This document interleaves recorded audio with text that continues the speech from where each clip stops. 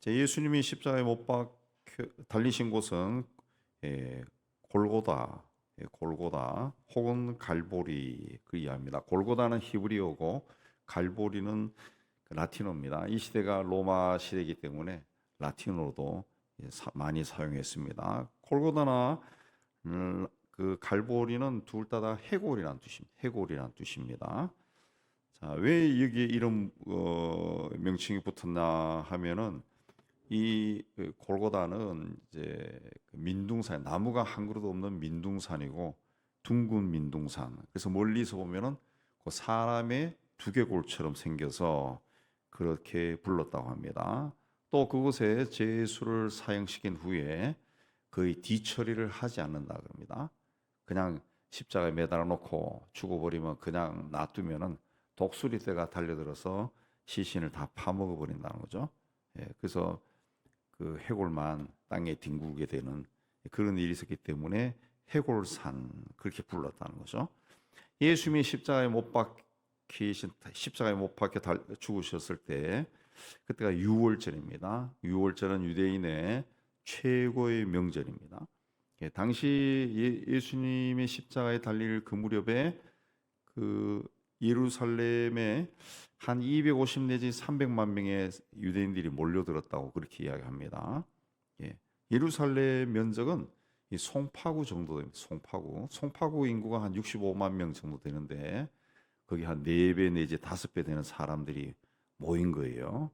그러니까 거리마다 인산이네, 막 골목마다 사람들이 들끓고 그런 곳입니다. 자, 왜 예수님이 그 십자가에 달린 그 해에 그렇게 많은 사람이 몰려들었을까? 예수에 대한 소문 때문에 그러죠. 예수님이 공생애 3년 동안 활동하셨습니다. 3년 동안 활동하셨죠. 귀신을 쫓아내고 병을 고치고 또 수많은 이적을 일으키고 그게 아무리 텔레비전이 없는 시대라 할지라도 소문에 소문을 퍼져나가죠. 소문에 소문이 퍼져나가죠. 그래서 병자들이 예수가 있는 곳을 찾아와서 병이 나으려고 하고 그런 일이 있었는데 그러면서 사람들 마음속에 어떤 기대감이 있었겠죠. 기대감. 그리고 이분이 이제 예루살렘을 향해 가고 있다. 이 소문 또 퍼졌겠죠. 그럼 이제 이분이 왕이 되어 이제 유대인을 회복시킬 것이다. 뭐 이런 소문이 막 퍼져나간 거예요. 그래서 1세기 그 유대 역사학자 요세푸스에 의하면은 예루살렘에 그렇게 많은 사람이 모인 적이 그 전까지 한 번도 없어. 예수에 대한 소문을 듣고 원근 각처에서 사람들이 다 몰려든 겁니다. 무슨 일이 일어날지도 모른다 하고 다 몰려들었다는 거죠. 그래서 그런 그 배경 지식을 가지고 이해를 하면은 왜 예수께서 예루살렘을 향해 갈 때 야고보와 요한의 어머니가 와서 당신이 높은 자리에 오르게 되면 우리 아들을 하나는 좌편에 하나는 오른편에 앉게 해주세요. 그 부탁을 했는지 알 수 있고 또 제자들 사이에서도 그 문제로 다툼이 일어났는지 우리가 알 수 있습니다. 제자들도 그 옆에 있는 군중들 이야기를 듣고 그렇게 하니까 아마 무슨 일이 일어날 것 같다. 그런 게 있었죠. 기대감이 있었죠. 그래서 그 제자들이 예루살렘 성에 예수님이 들어갈 때 제자들도 아주 당당하게 들어간 거지. 호산나 부르 하니까 당당하게. 그 예수의 영화에 보면은 예수님이 예루살렘 성에 들어갈 때 제자들도 굉장히 신이 나서 당당하게 들어가는 그런 모습을 볼 수 있어요. 예. 그래서 앞으로 일어날 일에 대한 기대감이 있었던 거죠. 기대감이 있었던. 그런데 그 예수께서 체포된 겁니다. 그럼에도 불구하고 베드로가 끝까지 따라가잖아요. 베드로가 물론 자신의 스승이 체포되었으니까 따라간 그런 것도 없지 않아 있지만은 한편으로는 이게 이렇게 되면 안 되는데 앞으로 무슨 일이 어떻게 일어날까? 그 궁금했던 거죠. 그래서 계속 따라갑니다. 계속 따라. 그러나 예수는 그들의 기대와 달리 십자가에서 죽어버립니다. 네. 그 십자가 아래서 오늘 말씀에 보면은 세 종류의 사람이 나타나는데 첫째는 십자가를 구경하는 사람들이 있었습니다. 일반 백성들에게 있어서 예수는 그 흥미의 대상입니다. 뉴스거리입니다. 뉴스거리. 예. 기적을 베풀 때도 그 예수를 쫓아다니면서 구경하면서 야 그랬습니다. 예. 귀신이 쫓겨날 때도 와 그러고 병자가 날 때도 야 그러고 또 예수님이 빵을 나눠줄 때도 먹고 그냥 이야 희한하다 그러고 예. 그 나아기를 타고 입성할 때도 이야 호산나 부르고 환영하고 이런 사람들 이런 사람 또 십자가에 이 달려 죽을 때그 채찍에 맞고 또 심판하고 재판하고 할 때는 죽여라 죽여라 그러니까 자기도 소리 지르고 그랬던 사람. 그 예수라는 자는 당대의 아주 뉴스거리죠. 뉴스거리. 흥미의 대상이죠. 흥미의 대상. 예, 구경거리였다. 오늘날에도 십자가를 구경하는 사람들이 참 많습니다. 예수를 구경합니다. 교회를 구경합니다. 교인들도 구경합니다. 예. 그 예배도 보러 온다. 요즘 많이 이제 가르쳐져 가지고 이제 그런 말을 잘 사용 안 하지만은 한때는 예배 본다. 뭐 이런 말을 많이 했죠. 예배를 보러 간다. 보러. 교회도 예배를 보여줍니다. 예배를 지금 또 보여줘요. 보여줘. 퍼포먼스, 쇼를 하는 거죠. 예. 예배를 보여주는 행위. 웅장한 성가대, 오케스트라, 또 막 찬양단, 예배를 막 보여준다. 보여주는 요소들이 현대 교회에서는 굉장히 많습니다. 예. 그런 것이 이제 자꾸 이제 생기다 보면은 예배당에 나오는 사람들도 예배하러 나오는 사람들도 예배를 보게 된다. 자꾸 구경하게 된다. 구경하게 돼. 그래서 예배 시간에도 어떤 사람은 찬송가 부를 때도 입도 달싹거리지 않습니다. 입을 가만 있는 사람, 우리 교회도 그런 사람도 있더라고. 찬송할 때 전혀 찬송 안 해요. 성경도 안 읽고요. 그냥 가만 보고 있어요. 보고 있는 사람들이 있다는 거죠. 예. 그런 사람들이 있다는 거예요. 그런 사람들은 어느 순간에 또 사라집니다. 구경거리가 없어지면, 흥미거리가 없어지면 교회에서 멀어지. 네. 이런 사람은 이제 두 마음을 가지고 있는 사람, 정함이 없는 사람, 십자가가 무엇을 의미하는지, 왜 사람들이 이 교회에 모여드는지, 왜 사람들이 예배를 드리려고 하는지, 도대체 이들이 믿는 예수가 누군지 거기에 대해서 알려고 하지 않습니다. 고린도전서에 보면은 십자가의 도가 멸망하는 자에게는 미련한 것이요 구원을 얻는 우리에게는 하나님의 능력이다. 그랬습니다. 구원이 먼저 아는 사람에게는 십자가는 하나님의 능력이지만은 멸망하는 사람에게는 미련하게 보이는 거죠. 왜 저런 일을 할까? 미련해 보이는 거죠. 두 번째 또 십자가 밑에는 십자가에 달린 예수를 보고 조롱하는 자들이 있었다. 그렇습니다. 31절에도 보면 대제사장과 서기관들이 함께 희롱했다. 십자가 밑에서 29절에 사람들이 지나가는 사람들이 예수를 조롱했지만 대제사장과 서기관들도 희롱했다. 그렇습니다. 또 군인들도 예수를 희롱했다.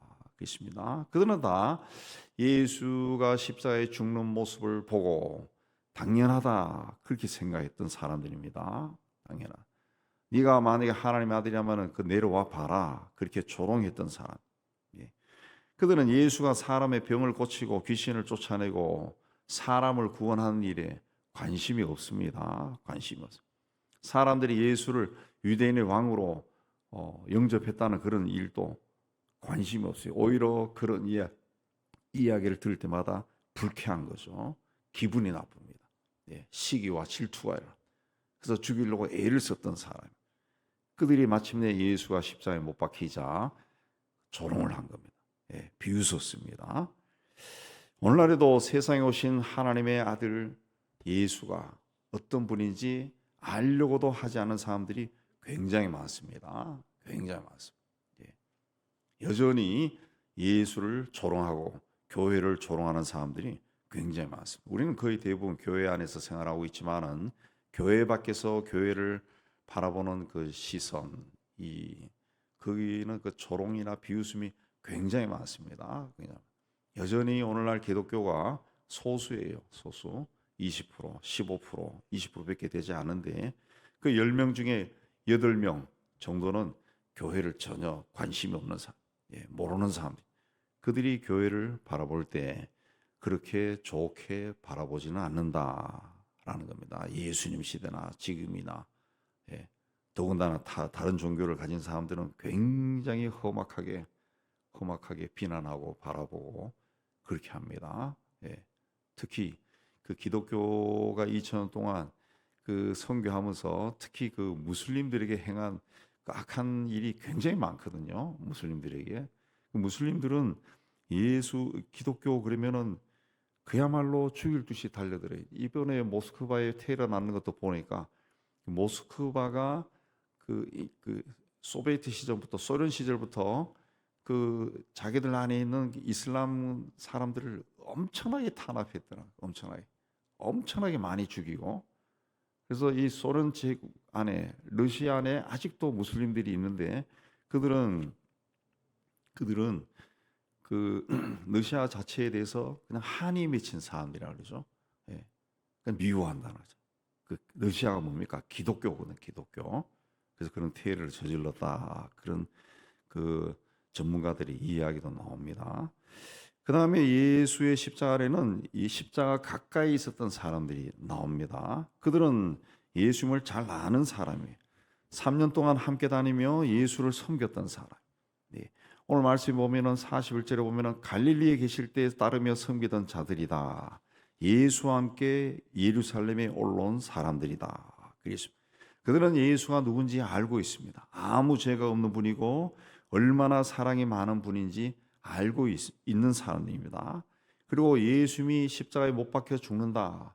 그 사실이 굉장히 잘못되었다는 것을 알고 있는 사람이에요. 그러나 권력에 의해서 예수님이 십자가의 죽음으로 내몰리는 거 보고 아무것도 할 수 없었던 힘이 없는 사람들, 힘이 없는 사람.